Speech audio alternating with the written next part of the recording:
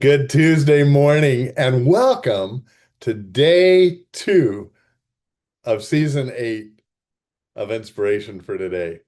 We started a new season because this is the time of the year. I know it's like in the middle, it seems like in the middle of the year, but this is when we initially started 7 years ago, 2018.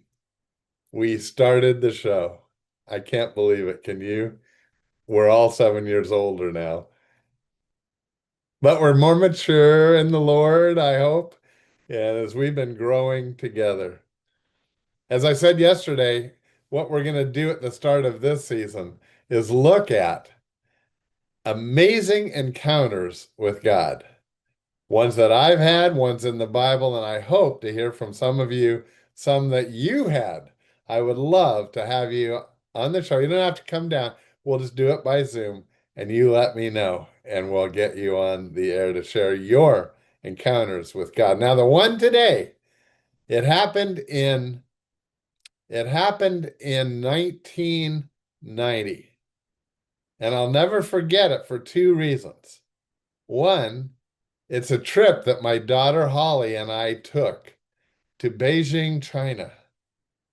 And second reason is this is about 1 year is all after the Tiananmen Square massacre that happened right about half mile, maybe a mile from where the hotel that Holly and I ended up staying in. And so the tensions were still very, very high. Do you remember all of that, what it was like? Well, before I tell you what we were doing, well, actually, I'll tell you what we were going to do. And that is, well, we were going to go as a trip father-daughter, but we wanted to take some Bibles in with us. And that would be completely what the government would not want. But you are to obey God, not man, when there is a difference. But it was a tense time. It was a tense time, and I'll tell you about what happened at the border crossing in just a moment. But I want you to watch this video and watch what happened. What it'll refresh your mind of what happened in Tiananmen Square, Beijing, China, 1989. Watch this. No one knows how many people have died in the crackdown. We may never know. Our own CBS News review of hospital figures indicates that at least 300 have died. The figure may be as high as 3,000 or more. Many were civilians who went into the street unarmed to challenge the military and were mowed down by machine gun fire or run over by tanks. But amazingly, people were still defying the army today. Richard Roth has one story. It was noontime today in the center of Beijing when a man walked to the middle of the Avenue of Eternal Peace, which, as it happened, was already occupied. He walked to the middle and stood there. The man was alone. The tank was not. It wasn't just a single tank he stopped. There were 18 tanks and armored carriers in this convoy, and while he talked to the crew and ignored the gunfire, he stopped all of them. One man alone, of course, can't stop an army. Except for a moment, that's exactly what happened here. For 3 minutes in the middle of the day, an army was stopped by a man who stood still. A man who'd made up his mind, it seems, though why we just don't know. But when bystanders rushed in to save this stubborn soul, it wasn't easily done. He was pushed away at last, faceless in the crowd. Safe, we think, but in a city verging on calamity. What moves a man to just stand still? Is it courage or outrage or madness? We can't tell what was on his mind, and we can't forget what he did. Richard Roth, CBS News, Beijing. Wasn't that something? Do you remember all that? Obviously, I do because we became a real part of it. And here's what happened. So Holly and I were going to take this trip to Beijing. And we contacted local Irvine Chinese churches, of which there are many. And initially, they were going to give us contacts so that we could take Bibles to those underground churches. because the communist government was determined to stamp out the Bible. So there were not Bibles available at all in China, except hidden ones or underground. So Bibles had a lot of value, except that because there weren't any. And so we were going to do that. That was our plan. They trained us in how to find these underground churches and that there would be people that would contact us at the hotel. And then a week before that we were going to go, we got this message from those Chinese people saying it's too dangerous. We're not going to be able to let you meet with your Chinese brothers and sisters. You're going to have to be on your own. It wouldn't, by the way, be dangerous for us.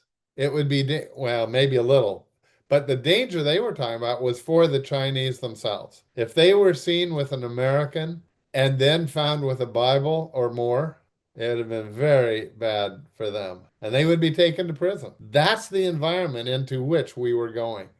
But we were determined to take Bibles in. And we had a few in our suitcases.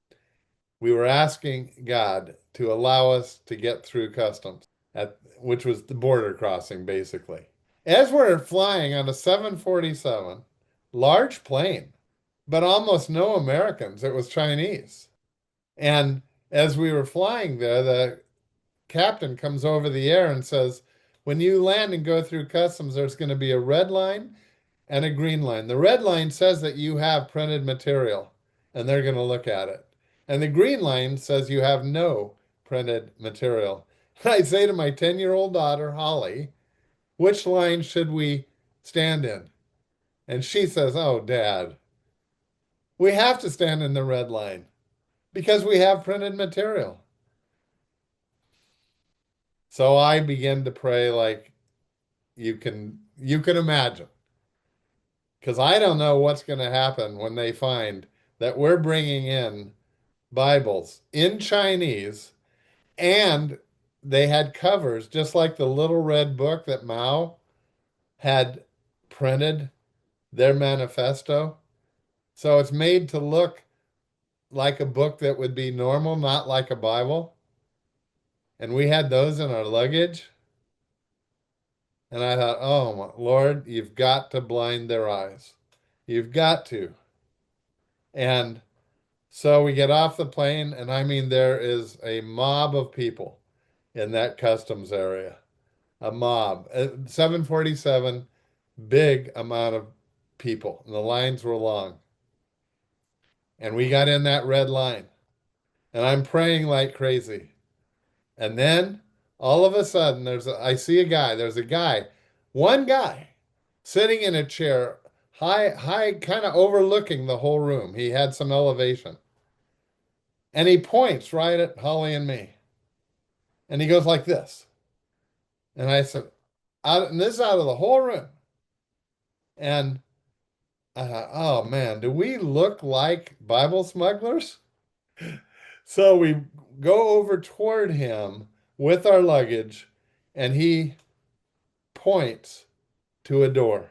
Says no words, just points to a door. We go through that door, and all of a sudden we are outside on the curb where the taxis were. He had directed us to skip customs.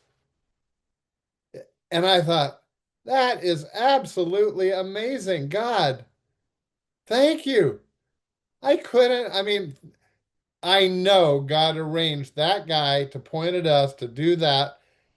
And I have always viewed that as one of my great and most amazing encounters with watching God act. Praise you, Lord. Wow. Well, I'm going to tell you what happened in China after that, but that was a huge one. Thank you for letting me share with you today. I'm excited to see tomorrow. See you then.